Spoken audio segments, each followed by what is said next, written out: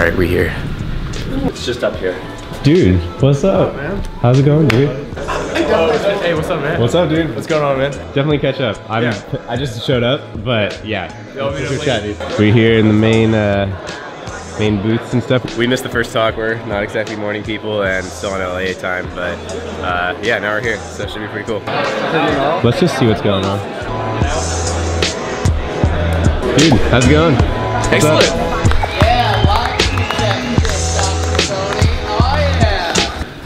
So just be a little more conservative and really try to just play by their rules. It's their playground, and you know, and if you respect that and be careful with how you're doing it, then you know it'll still be a great sales channel for a long time to come. Just make sure you play by their rules. And what have you actually adjusted or changed in the portfolios that you manage? Yeah, so like for how aggressive you get with asking for reviews or trying to pull them off of Amazon, or how you're trying to get them to leave you reviews. Just getting more conservative with not blatantly incentivizing reviews and things of that nature. Hey, spoiler alert, we're gonna go through a strategy tomorrow, probably end of day tomorrow, that is super ninja and utilizes some software that is coming down the pipeline to be able to do that in a way that is super ninja and can double or triple review rates. All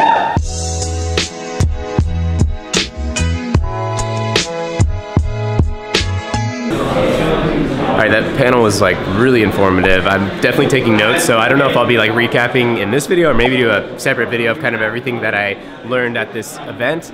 I'm still figuring out like how much is necessarily going to be packed into these videos, but really valuable so far. It's just like, being in person is really cool, and Ryan's putting on amazing events. Like, I'm definitely going to continue going to his events, and the whole concept of events is pretty cool. Like, I hope to someday be able to run my own of these. I think that'd be a really amazing thing to aspire to. Now we're headed into another talk. I don't know who this one is, but let's check it out. Started a deodorant company. We're acquired for $100 million 2 years after it started. Absolutely amazing. Has now sold 2 companies and has done it very differently than how most people in this room and most people in our community are building and scaling companies. Who knows what this is? And you guys know what Black Friday looks like online? It basically includes your email inbox being like bombarded with these discounts, and you just call bankruptcy at some point. So we were thinking, okay, how do we create a Black Friday experience, that rushing in the door thing that we see on the news and such, but in a much safer way.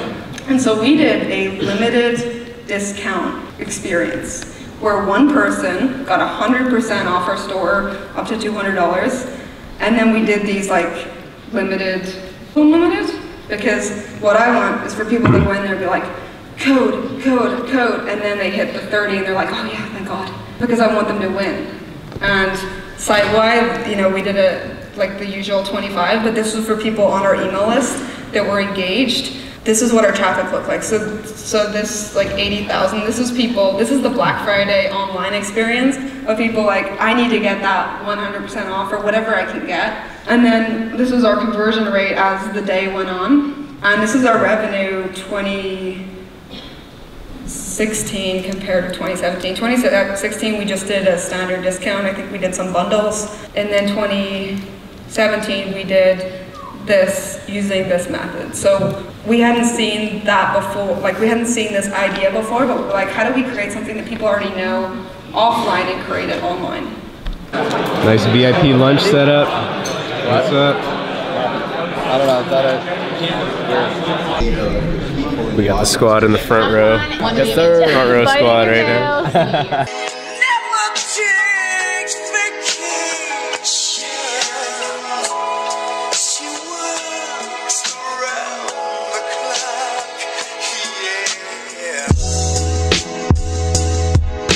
How to charge higher prices and attract your best buyers, because that's really the dream, right?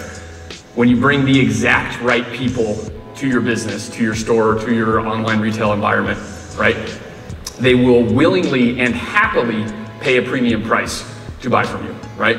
They will share with their friends, they will come back for more, they will buy everything that you sell, right? And that's really the dream.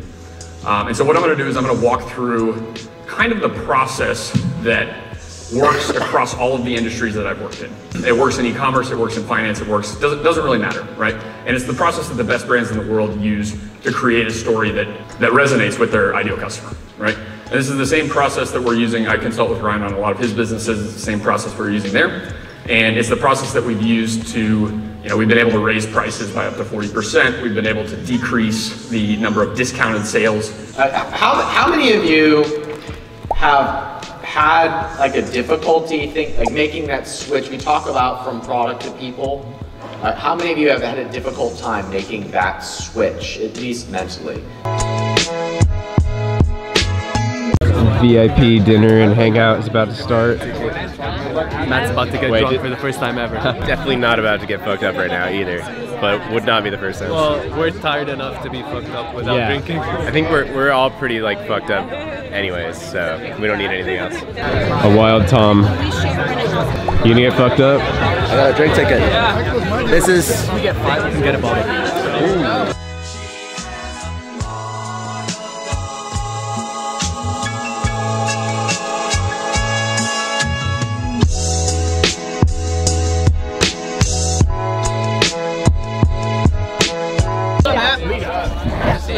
Good to see you. I really enjoyed you didn't skip out on me this trip to Austin. Yeah, dude, I'm so bummed about that. Just want to say like, thanks for everything too. Thanks for coming, man. Dude, yeah, I'm pumped. It's really the first event like this I've gone to, honestly. Is it really? It really is. That surprises me about you, because you're so active in the space. But I wasn't for so long. Like, up until a year ago, I was just like quietly by myself, not really in the community, just like doing my own thing for so long. So, yeah, I mean, starting YouTube and then just like connecting with so many people has just been huge. That's great. Yeah. Are we on YouTube right now? We are on YouTube right now, so say hi to YouTube. I know you're not very comfortable with cameras. I'm not. I don't know what to do with my hands. It's like, yeah, I don't know. What's your goal with documenting of everything? I was just talking to.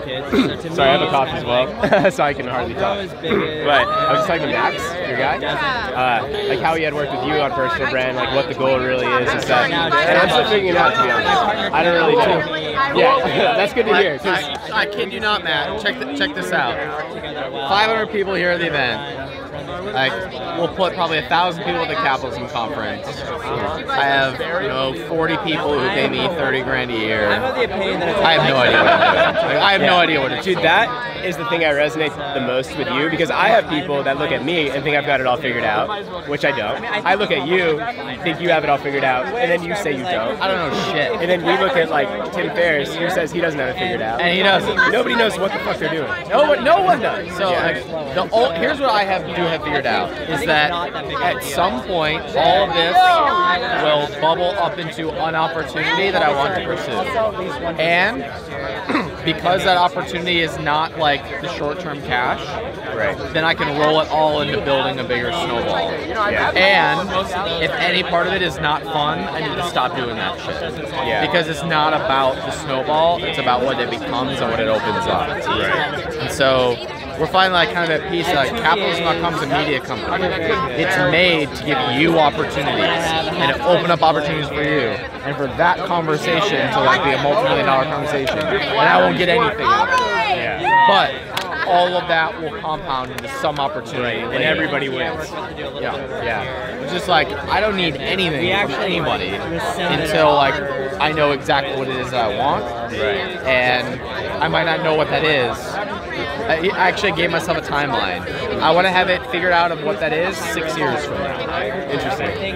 Because that will be 10 years of me being very, very intentional about creating content.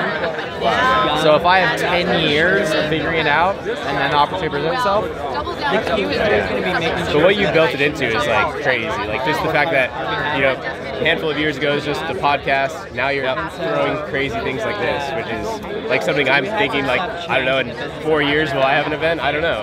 But it's crazy that you... shitty business, I'll tell you. Well, not as a business. Probably not as a business, but like, I mean, there's other ROI. Like in YouTube, for example, there's just so much other ROI. Like my very first video, I already had an editor I was paying. Like it was not positive, but now it's like more than obviously paid for itself in multiple ways, you know, whether financially or just people relationships. Right. Yeah. Like it gets you to jump onto my live stream. That was fun. So I was literally peeing while he's doing a live. And did I type something or did I was peeing and I was typing and then like you're like, Ryan, come on or something. Yeah. And I was like, all right. And you like waited awkwardly. I was like, That's sorry, I was peeing.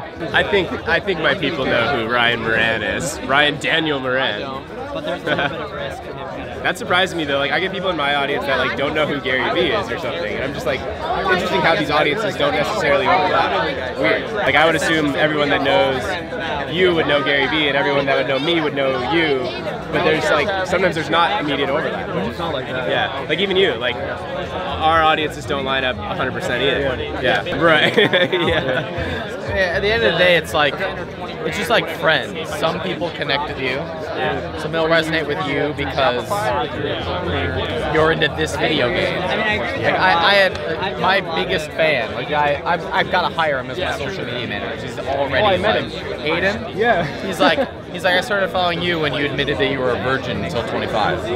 He's like, because that was me, and I was like, oh my goodness, this is me, and I was like, Yeah. all right, I think that's like true. that's unique to me. Yeah, I'm pretty sure Tim Ferriss isn't going to talk about that because it's a different story for him. Yeah. So it just, like, oh man, if people resonate with you for the weirdest ideas, The weirdest things. Yeah. and so I just don't hold back any part. Like look at Aubrey, like just talking about psychedelics and you as well and me as well. Like it's like there's just all these things that tap into something else that people latch onto, and they see me drinking bulletproof coffee or whatever, and then they like think of me as like that guy or whatever. And it's just like, or what are some of the other like memes in my videos? I don't even know. The hair. Oh yeah, the hair is like a meme. Yeah, it's just interesting how people just like pick out these little things and like relate on some level. Like, is there a top end to influencer marketing? Like, will everyone be an influencer at some point? I wonder. Dude, I feel like, I mean, I'm just spitballing, but like, it seems like personal brand is like the future of all of it. Like, that's where people will get all of like their information or marketing is just through people. I don't know, maybe not, but like. I mean, in some ways, it's always been that way. Right? Sure, yeah. But even with the brands, like a lot of the talks, it's like be more personal, be more raw, user-generated content. It's just like people. It's like you say, connection. People just like people and feeling good with people, having fun with people. Like, yep. Good to see you, dude. You too. Good to meet you, man. Good to meet you, YouTube. Finally got to actually chat with Ryan. That was awesome. I've been following him for years, so great dude. Yeah. A while back, I said like he was going to be on my podcast, which doesn't yet exist. Still got to make that happen at some point. Campfire s'more setup. It's beautiful. All right, we're calling it a night. About to head back to the Jungle Scout mansion of sorts. Definitely like hugely valuable talks and stuff today, I would say. Would you agree? Yeah, I mean, we talked to Ryan. Like, we just hung out with Ryan Moran. Yeah. That's how close to everyone we were. Yeah, that was incredible. Yeah. Just like all kinds of networking. The talks I thought were super valuable too. Yep. A lot of notes. We're gonna sell these notes for. Yeah, for sure. Anyways, hope you guys enjoyed this video. Definitely hit the thumbs up. It makes a huge difference. So please do that. Subscribe if you haven't. Hit the bell, and see you guys in the next video. Click on all the buttons. All of the things. Click all the things.